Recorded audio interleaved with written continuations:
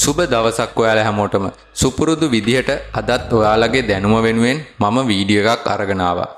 තම්මේල් එකේ විදිහටම අද අපි කතා කරන්නේ ලෝක ප්‍රසිද්ධ විද්‍යුත් මෝටර් රථ නිෂ්පාදන සමාගමක් වුණ BYD සමාගමේ ඉතිහාසය ගැන. වැඩි කතා නැතුව අපි යමු වීඩියෝ එකට.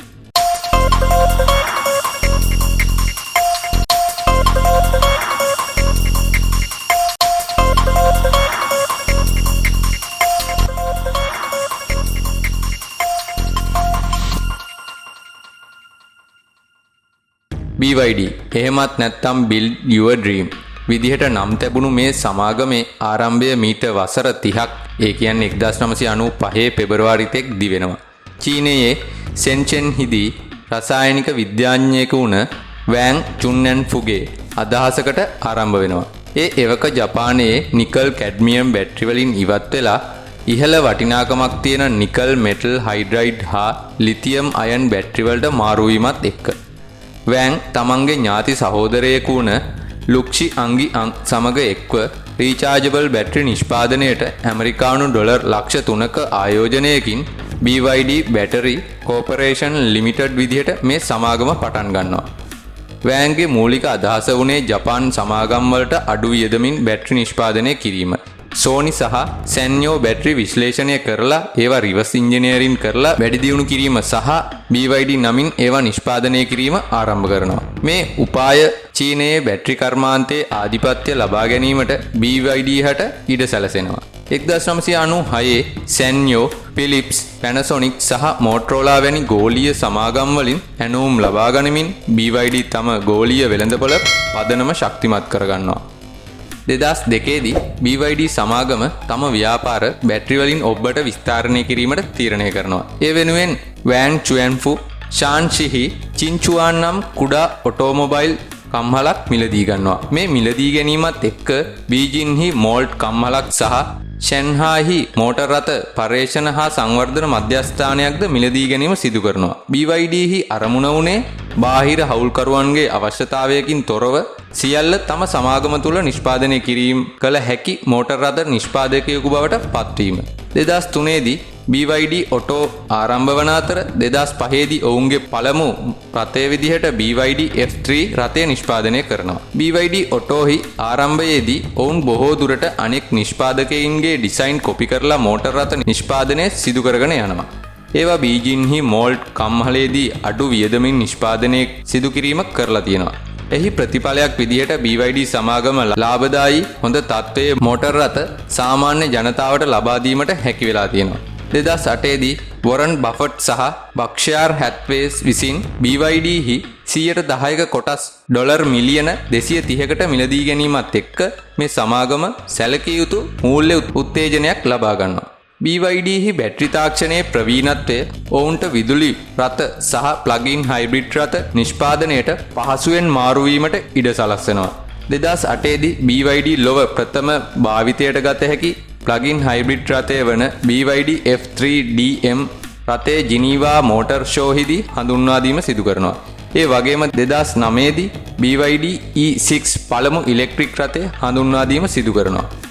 තාක්ෂණික දියුණුවත් එක්ක 2015 වන විට BYD ටැංක් බලවත් හයිබ්‍රිඩ් පද්ධතියකින් යුත් SUV රථයක් හඳුන්වලා දෙන අතර 2020 දී හැංග් ගෝලීය වෙළඳපොළ සඳහා ඉහළ මට්ටමේ විදුලි සෑඩන් රථයක් නිකුත් කරලා තියෙනවා.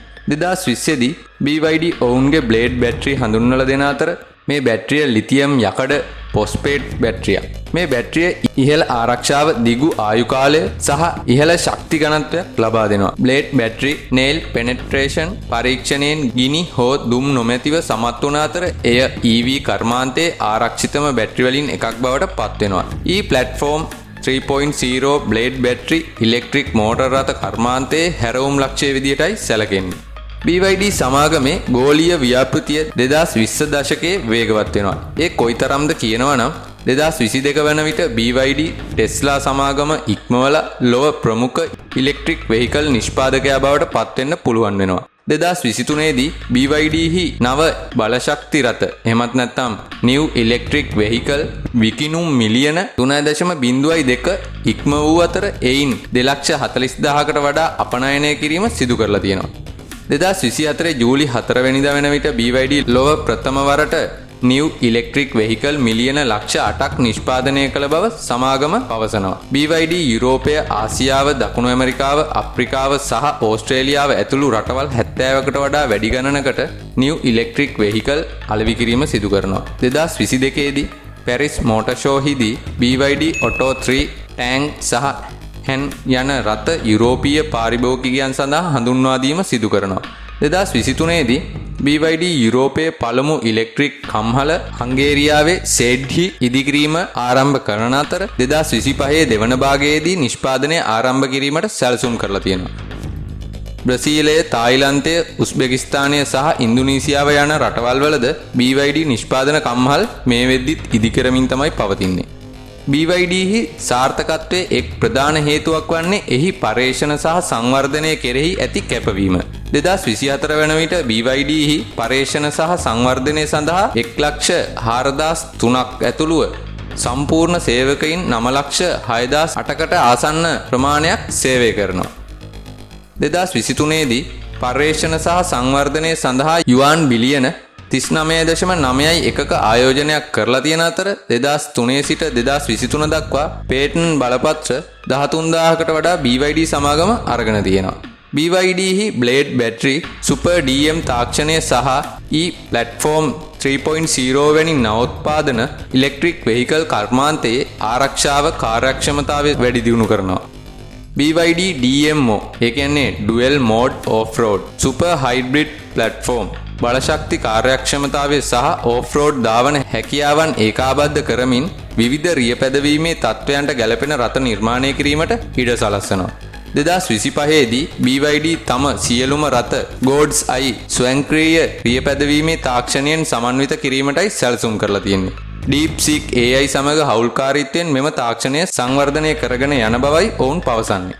BYDහි ව්‍යාපාරය මෝටර් රථ සහ බැටරි වලට පමණක් සීමා නොවි BYD ඉලෙක්ට්‍රොනික්ස් ජංගම දුරකථන සඳහා උපාංග නිෂ්පාදනය සහ එකලස් කිරීමේ සේවාවන් සපයනවා. Nokia, Motorola, Samsung, Huawei වැනි ගනුදෙනුකරුවන් සඳහා BYD මූලික ඔරිජිනල් ඉක්විප්මන්ට් මැනුෆැක්චර් සමාගමක් විදිහටත් සලකනවා. 2020 ඉඳලා BYD Apple හි iPad සඳහා උපාංග නිෂ්පාදනය කරන අතර වියට්නාමයේ හා කාර්මික උද්‍යානයේ අය පිහිටවල තියෙනවා. BYDහි FinDreams විදුලි රථ උපාංග, බැටරි, ඩ්‍රයිව් ට්‍රේන් හා වෙනත් නිෂ්පාදකයින්ට විකිණීම 2020 දී ආරම්භ කිරීම සිදු කරලා තියෙනවා. BYDහි SkyRail මොනරෝ පද්ධතිය රේල් ප්‍රවාහන පද්ධතියේ තිරසාර විසඳුමක් විදිහට චීනය සහ ගෝලීය වශයෙන් භාවිතා කරනවා. BYD හට එහි ඉතිහාසයේ අභියෝග රැසකට මුහුණ දීමට සිදු වෙලා තියෙනවා. 2010 දී ඉක්මන් විස්තරණය, සීමිත රථ වර්ග සහ ගුණාත්මක ගැටලු හේතුවෙන් චීනයේ BYD බෙදා හරින්නන් ඉවත් වෙලා තියෙනවා. BYD මෙම ගැටලුවට ප්‍රතිචාර දක්වමින් වාර්ෂික නිෂ්පාදනය ඉලක්කය ලක්ෂ 8 සිට 6 දක්වා අඩු කරලා තියෙන අතර ගුණාත්මකභාවය වැඩි දියුණු කිරීමට අවධානය යොමු කරලා තියෙනවා. 2022 වෙන විට BYD චීනයේ විශාලතම පෞද්ගලික අංශයේ සේවා යෝජකයා බවට පත් වුණ අතර Fortune Global 500 හි 143 වෙනි ස්ථානය ලබා ගැනීමට සමත් වෙලා තියෙනවා. 2024 දී BYDහි ආදායම යුවාන් බිලියන 770 ඉක්ම වූ අතර එයින් 80%ක් මෝටර් රථ කර්මාන්තයෙන් ලබාගෙන තියෙනවා. BYDහි දැක්ම වන්නේ Cool the Earth by 1 Celsius යනුවෙන් හැඳින්වෙන අතර තිරසාර බලශක්ති විසඳුම් හරහා ගෝලීය උෂ්ණත්වය අඩු කිරීම මෙයින් බලාපොරොත්තු වෙනවා. 2022 ඔක්තෝබර් 11 වෙනිදා වන විට BYD නිව් ඉලෙක්ට්‍රික් වෙහිකල් මගින් කාබන් විමෝචනය කිලෝග්‍රෑම් බිලියන 14.67ක් වළක්වලා තියෙනවා. BYDහි ෆුල් මාකට් ඉලෙක්ට්‍රික් වෙහිකල් උපාය මාර්ගය මාර්ගගත ප්‍රවාහනයේ සියලුම ඉන්ධන භාවිතයන්ගෙන් ප්‍රතිස්ථාපනය කිරීමයි ඉලක්කය වෙන්නේ. BYDහි ඉදිරි ඉලක්ක අතර 2025 ස්වයංක්‍රීය රිය පැදවීමේ තාක්ෂණය සහ ඉහළ බලැති වේගවත් ආරෝපණ පද්ධතියක් හඳුන්වා දීම ඇතුළත් වෙනවා. BYDහි නවෝත්පාදනය, ගෝලීය විස්තරණය සහ තිරසාරත්වය කෙරෙහි ඇති කැපවීම එහි ඉලෙක්ට්‍රික් වෙහිකල් කර්මාන්තයේ ප්‍රමුඛයා බවට පත්වෙන්නට සමත් වෙලා තියෙනවා. මේ වෙනකොට ලෝකයේ වගේම ලංකාවෙත් BYD මෝටර් රථවලට ලොකු ඉල්ලුමක් ඇති වෙලා තියෙනවා. ඒ වගේම ලංකාවට ආනයනයේදීත් ගැටලු වගේක් ඇති වෙලා තියෙනවා. අපි බලමු ලෝකයේම පෙරලියක් කරපු BYD අපේ රටේ මොන වගේ පෙරලියක් ඇති කරයිද කියලා. එහෙනම් අදට මම ගිහින් එන්නම්. ඔයාලා හැමෝටම සුබ දවසක්.